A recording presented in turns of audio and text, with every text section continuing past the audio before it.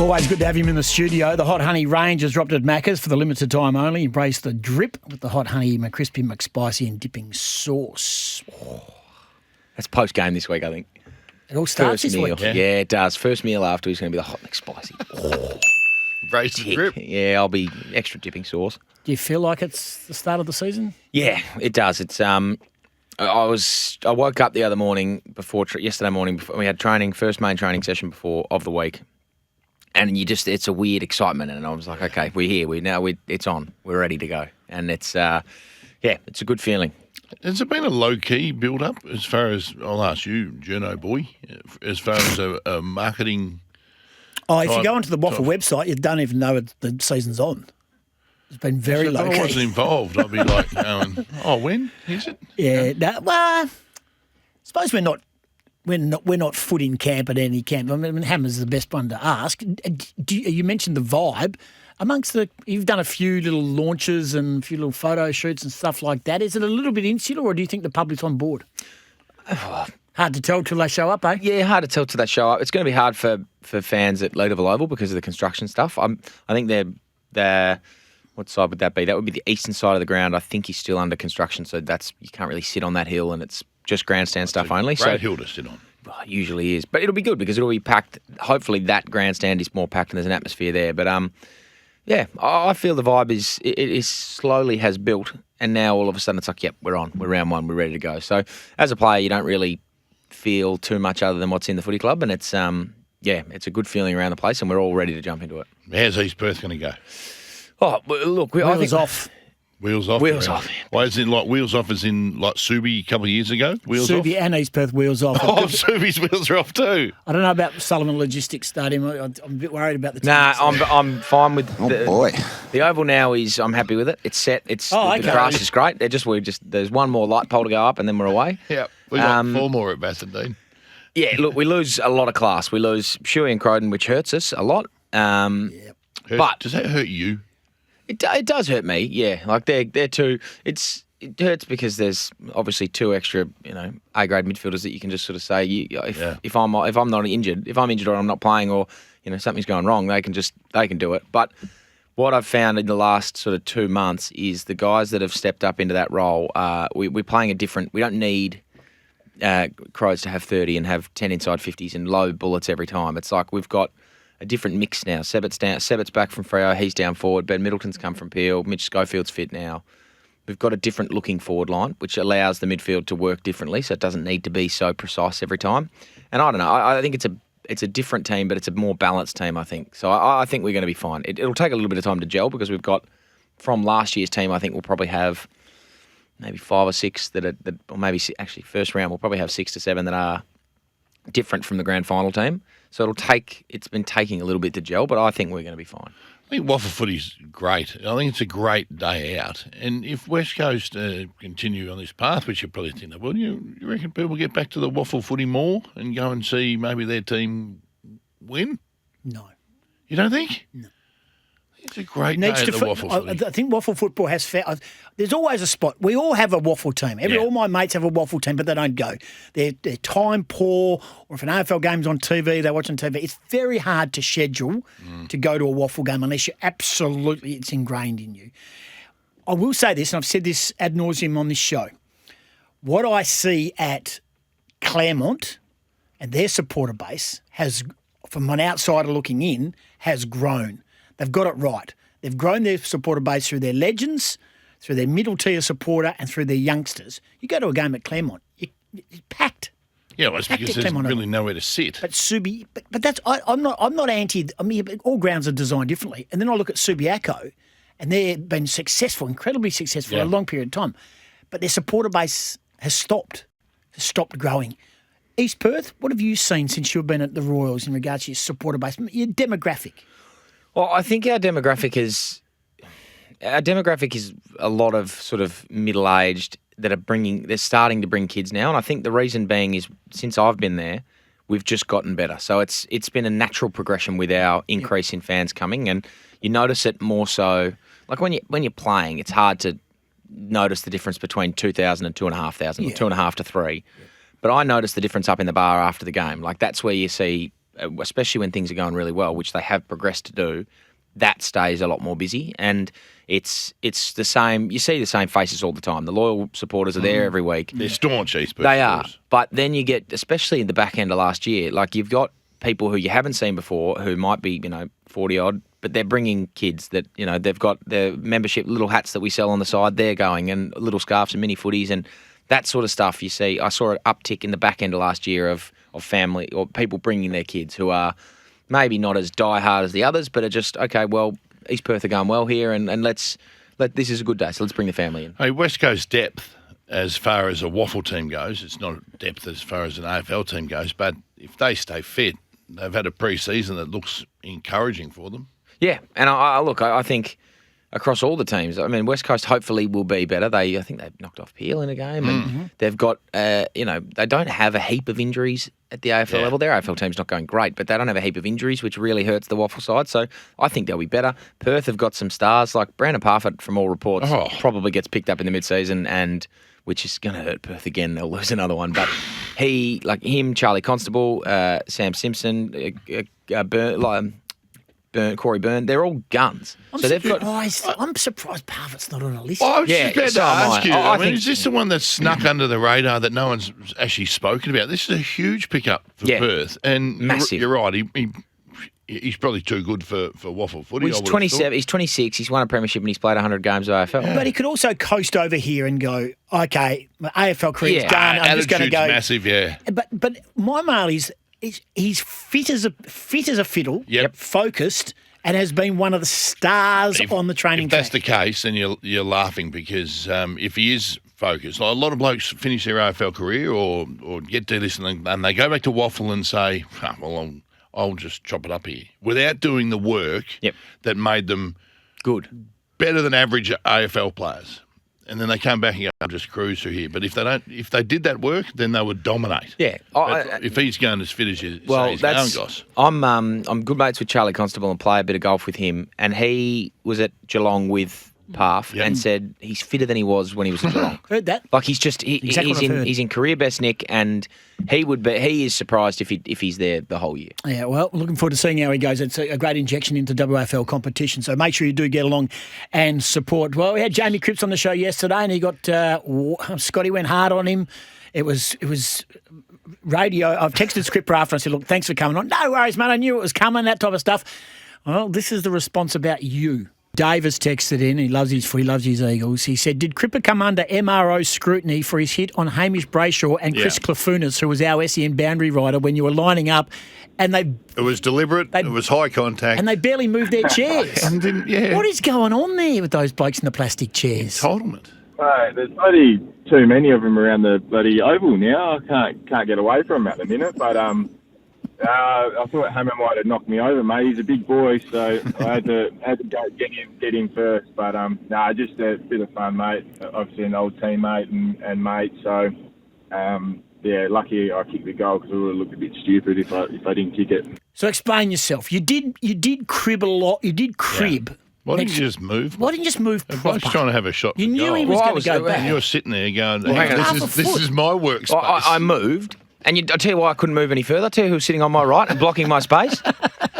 Special K out there. Yeah. I couldn't move any further because he didn't move. We got him to stand his ground. Oh, yeah, well, good on him. I did move. I moved enough that Cripper could get exactly where he needed to. He turned, saw it was me and thought, bugger it, I'm going to give him a hit. But lucky for him, the AFL's all outcome based because it was high contact, intentional, and it was intentional. And probably medium impact, but no concussion symptoms on my end, so he's fine. But and went back and slaughtered a beauty. And he said to my partner works at West Coast, and after the game he went up to her and saw it was Hammer and gave him a hit. But geez, thank God I kicked it because otherwise it would have been embarrassing. It's a pretty good kick. Yeah, it was a very good kick. Great kick. All righty, we're going to take a break and come back. Hamish Brayshaw was in the studio, and we're doing it for the Hot Honey range that dropped at Macca's for a limited time only. We're going to get our teeth into the big story from the big story that has dominated the airwaves, the newspapers, the TVs, and of course we want to get your opinion on Oscar Allen's situation. This is Scotty and Goss, Hamish Brayshaw. Fireball Friday last week, Kane and Kingy had Sam Mitchell on. I know you're busy, but is there time in your calendar to jump on a plane to Perth and catch up with Oscar Allen or not? That's Haven't got another wedding, have you? no weddings. No weddings coming up at the moment. But you never know. You never know these things. As we obviously lived in Perth with the family for a couple of years, so you never know these things. Do you send the recruiter over, aka your wife? I don't know where you're getting at. I think we'll just worry about the game this week. Okay. That sounds like a yes, Mitch. I didn't mean that. Well, it was a yes. Yeah, it was. He was on the plane the next day, wasn't he? Boys were all over it. It was a yes. Big story, isn't it? Now, I heard one of your mates, Will Schofield, on one of his 14 podcasts that he does out there at the Backchat Studios. He said they've got to build the culture and convince Oscar Allen that it's a winning culture and they've got a direction and that's why he should stay and blah, blah. Isn't captain of the club and one of the best players of that club, isn't that his responsibility to build the culture? Yeah, it is. It's a hard one. I think you've got there's one or two ways you can look at it, obviously. You can build the forward line around him and Jake. You can do everything you can to keep him at the club and build around that because he is only 26. Yes, he's injury prone and he's not really fit at the moment. He's clearly battling stuff, but get him right and build around him because he is at his best an A-grade footballer and a real threat. Or you get rid of him and you get whatever you can for him. And you try and you go back to the draft, you get 2 or 3 draft picks and you just say, mate, if you're not wanting to be here, I understand and, thanks very much and we're going to get someone else. But it's, that's the mould you have to, they're the 2 options. What's your vibe? My vibe is that it's trying to happen and I think it'll get to the end of the year and frustrations will probably come into it and I think he'll go. Tell me, how old were you when you were on their list? I was 19 when I got drafted and 21 when I got the captain, was that Lou Shuey? Bunga to start and then Boots for my last year. Yeah, if one of those were telling you, mate, buy into what we're doing here. This is great stuff. We're coming along beautifully. And then you find out that your captain is entertaining an offer from somewhere else. Tell me why you would go in and pay any attention to him. No, you couldn't. You couldn't. But that was, I don't know, I look back and it's just like Bunga is and was the game's record holder at West Coast and for not a single, and same with Luke, there was no doubting their commitment and their love of the footy club and it wasn't even an option for them. But that being said, they were in a successful era. So they didn't need to, consider anything else other than I want to play here and win. Yeah. Oh, we understand, and everyone's going, it's the landscape we live in now and all of that. It's not. Your captain doesn't have meetings that become public with the opposition at round 4 of the year. Yeah, correct. I agree. And I look, and their co-captain's the perfect example, Liam Duggan. He is a one club. If you want, he's a one club man. He's never going to go anywhere else. It could be. I relate him, look at Nathan Jones throughout the entire time of Melbourne being as bad as any team's ever been. Great example. Had 100 offers from every other club and he just said, I'm just not leaving. Yep. I'm the captain of this club. This is my place and I am going to ride the storm and I'm going to be here. I'm going to sink with the ship or I'm going to make it rise. And he was, and that's what Duggo, I feel like, looks like. There's so many other ways that he could have done this. Like we understand, and Simo has told us, they would have spoken to 50 players over his journey and that sort of jazz. We understand it happens. Did Simo tell you how many captains he'd spoken to? Maybe that's what you should ask him. Goss on Monday. Yeah, Simo was very, very happy that it broke Monday night and Tuesday morning, and not with the Monday morning when he was and said, "Thank heavens, this is today and not yesterday." Well, Goss will ask him on Monday. Don't worry about that. He's away. He's on a holiday. He's gone to the Masters. That's right. You're on Monday. I'll ask you again. What? Oh, no. Simo's gone to the Masters, has he? Monday? We'll have Simo on tomorrow, though. We'll have Simo on tomorrow, though, before he flies out. Weekend. Before he flies out. Yeah, okay. Yep. But there's just other ways he could have done this. Like you've got managers for a reason. There's no need to do it now. You could have done it behind closed doors. Rory Sloane found a way that he could speak to someone without anyone knowing. You're saying it's the optics rather than the fact he actually did catch up with Mitchell. Do it privately is what you're saying. Absolutely. Well, would you have done it as captain? Well, in 2018, no, definitely not as captain. I would have waited later in the year. And 2018, I was a leader, a pivotal leader in our footy club, and I spoke to St Kilda, but we did it through a burner account later in the season on Instagram. A burner account on Instagram. Breaking Bad over there. Yeah, I followed a burner account on Instagram, and they did a full prezzo of this is what you expect from St Kilda. And that's how discreet I was, but that was way later in the season. See, that's a way to do it. Yeah. Wait until round 22 when you're playing in Melbourne and just duck over to Hawthorn and have a quick chat at his house. It is just clunky. Yeah. Okay.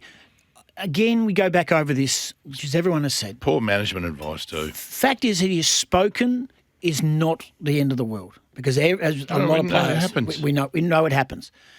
But to actually have it get out because it was a clunky meeting, Sam Mitchell has to take a lot of responsibility for it as well. He's put Oscar into a pretty vulnerable position, to be honest.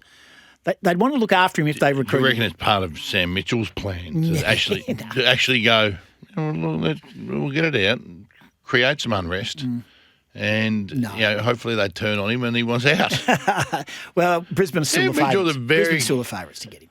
You think? Yeah, 100%. 100%. How do Hawthorn fit him in? How do they? Oh, they're pretty smart. Geelong did it. Geelong have done it for 1,000 years. Yeah. They'll find Does Tom Barrass need to take some responsibility for this? Do you think Tom Barrass has said to Sam, I think Oscar wants out, no, Harley wants out? That would be seeking counsel from him, surely. He's a smart man. Yeah, certainly they would have asked him. No question. So, yeah, it's your fault, TB. Do you reckon this?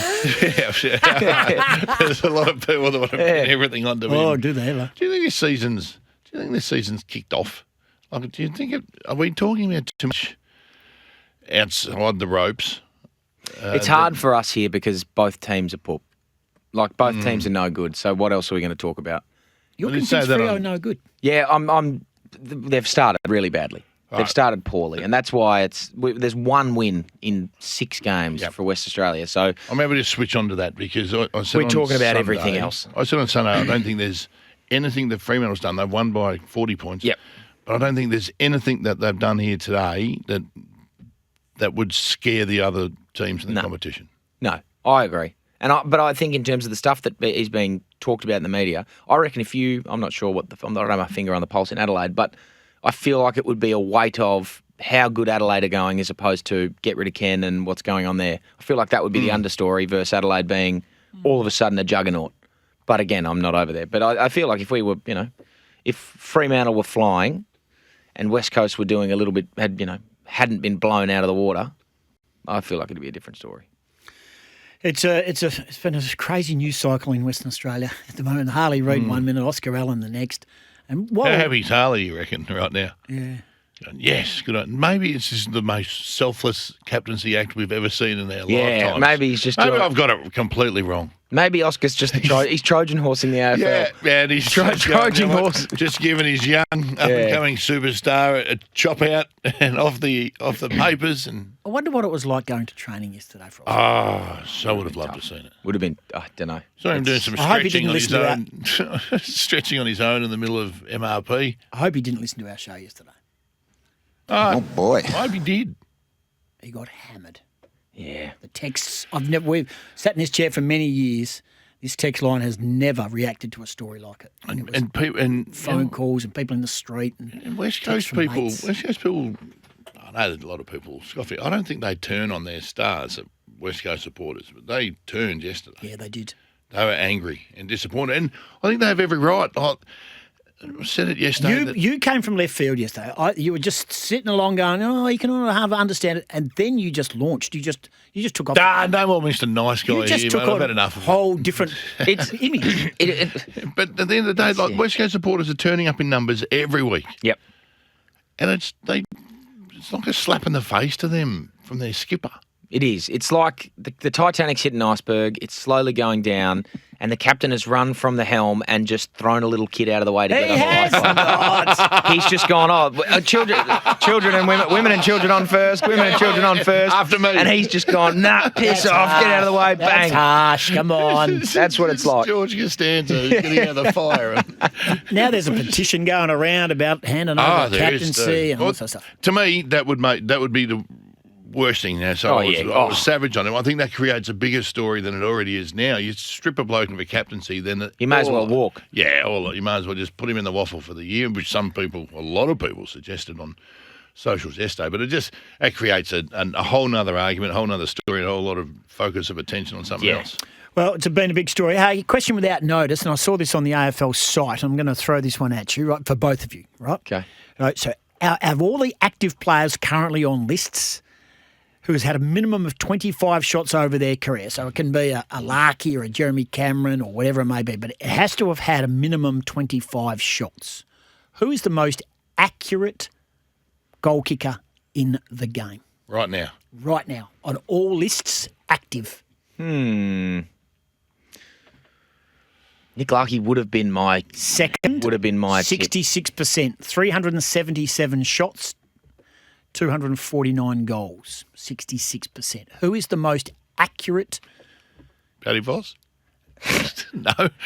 Darcy Fogarty, does he kick goals? Yeah. I feel like he doesn't miss many. Darcy Fort and Darcy Cameron, but no Darcy. No, Darcy Fogarty. It wouldn't be. It's not a King. It's not a Ben King. It's no, not a Ben he misses King. a lot. Okay, I'm going to build you up to the top. Is it a big fella? Tell me it's not a little fella. No, it's a big fella. Okay. So Darcy Cameron, 62.6%. Is it Sam Draper? No, there's a Sam Sturt. Yeah. Sam Sturt is 64%, 43 goals from 67 shots. Yeah. Very good effort, yeah. So let's go. Darcy Cameron, Tristan Sherry, Tom Powell, I'm going up. Tristan Sherry. Jacob Van Rooyen. What about the big Kahuna? Harry Himmelberg, Sam Sturt, Darcy Fort, 18 of 28. Crazy. Reef McInnes, Collingwood, 19 of 29. Now defender. Yep, 65%. Nick Larky, 249 of 377 at 66%. That's pretty good. How are we going? Any closer? Blake Acres, I feel like he doesn't miss many. But like Big just a bloke. weird one. He said Oh, yeah, big you said a bloke. big bloke. Big bloke. How big? Big. Jared Witts. Big. He's massive. Yeah, he's massive. Mason Cox? Jack Williams. Jack Williams. West there you Coast. go. And not just in front, 73.3%. He is 7% more accurate than any other. He's right on the cusp of 30 shots. 73. So he's on 30 shots. Yeah. So minimum 25 shots of all active players. And he's kicked 22 goals. That's a great I effort. reckon you could have given me another 100 guesses. Yeah. Yeah, I wouldn't have got it. No. How good's that? And he played on the weekend, and I think there's some upside with him and Archer Reid in the same team. I agree. I think whenever he plays, he's because he's the deepest forward. He's just slow. He's slow when the ball leaves the area. He's really slow. Yeah, but the fact that he's slow means he doesn't lead outside 20 metres, so he gets good shots at goal. Playing well. Like Johnny Hamish was the first time we've seen.